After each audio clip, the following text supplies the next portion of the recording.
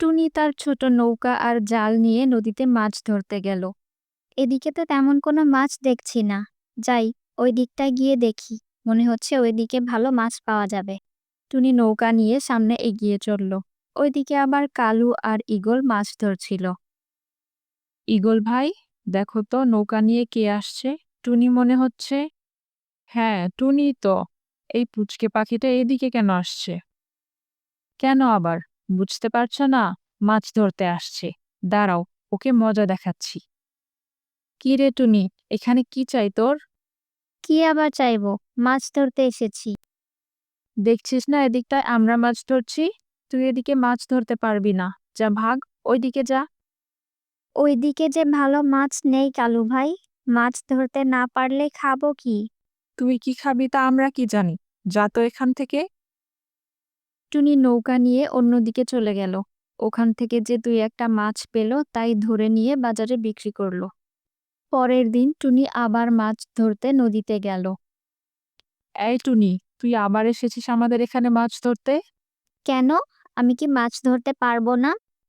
মুখে মুখে উত্তর দিচ্ছিস আবার। বেশি কথা বললে তোকে এই নদীতেই মাছ ধরতে দেব না। তুই কাল থেকে ওই সমুদ্রে গিয়ে মাছ ধরবি। না না, আমি সমুদ্রে যাব না। ওখানে যে অনেক ঢেউ। এটাই তোর শাস্তি।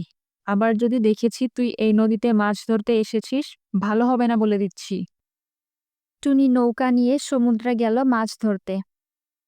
এখানে যে অনেক ঢেউ, সামনে কিভাবে এগিয়ে যাব? না না, যেভাবেই হোক আমাকে যেতেই হবে। মাছ ধরতে না পারলে খাবো কি? টুনি সামনে এগিয়ে যেতেই বিশাল এক ঢেউ আসলো। ঢেউয়ের ঝাপটায় টুনি নৌকা থেকে সমুদ্রে পড়ে গেল। এরপর টুনি নিজেকে আবিষ্কার করলো এক অজানা দ্বীপে। কোথায় আসলাম আমি? কাউকে তো দেখছি না। কে তুমি? এখানে কেন এসেছো? তুমি তো এই রাজ্যের বাসিন্দা না। চলো, তোমাকে আমার সাথে রাজার কাছে যেতে হবে। আমি এ রাজ্যে থাকি না। কোথায় এসেছি নিজেও জানি না। চলো, তোমার রাজার কাছে নিয়ে চলো আমাকে। টুনি রাজাকে গিয়ে সব ঘটনা বলল। সবই বুঝলাম।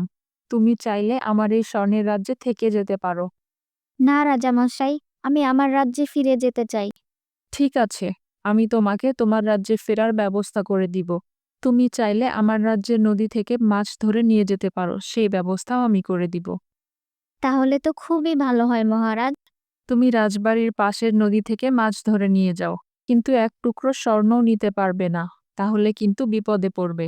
না মহারাজ, আমারও তো লোভ নেই।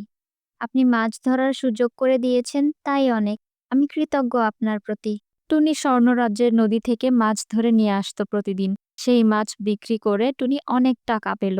একদিন কাক আর ঈগল টুনির পিছু নিল। সমুদ্রে টুনির মাছ ধরার ঘটনা কাক আর ঈগল দেখে ফেলল। ঈগল ভাই, চলো আমরাও যাই টুনির পিছু পিছু।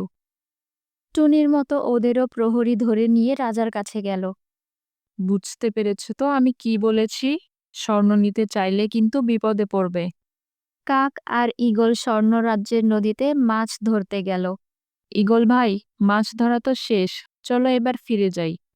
আরে দাঁড়া বোকা, কিছু গাছের ডালপালা সাথে নিয়ে যাই। মহারাজ যে বলল বিপদ হবে। আরে, ওই বোকা রাজা বলেছে তাই আমরা স্বর্ণ রেখে চলে যাব নাকি? নিয়ে নে, তুইও কিছু ডালপালা নিয়ে নে। ঈগল আর কাক স্বর্ণরাজ্য থেকে বাড়ি ফিরছিল। সমুদ্রের মাঝখানে এসে হঠাৎই অবস্থা খারাপ হয়ে গেল। বড় বড় ঢেউ উঠতে শুরু করলো। ঈগল ভাই, দেখেছো কি বিপদ হলো? তাড়াতাড়ি স্বর্ণগুলো ফেলে দাও। আরে না, কি বলিস? এত স্বর্ণ ফেলে দেব নাকি? কিছুতেই না, ডুবে যাচ্ছে তো নৌকা। এভাবেই কাক আর ঈগল নৌকা ডুবে সাগরের মধ্যেই প্রাণ হারালো।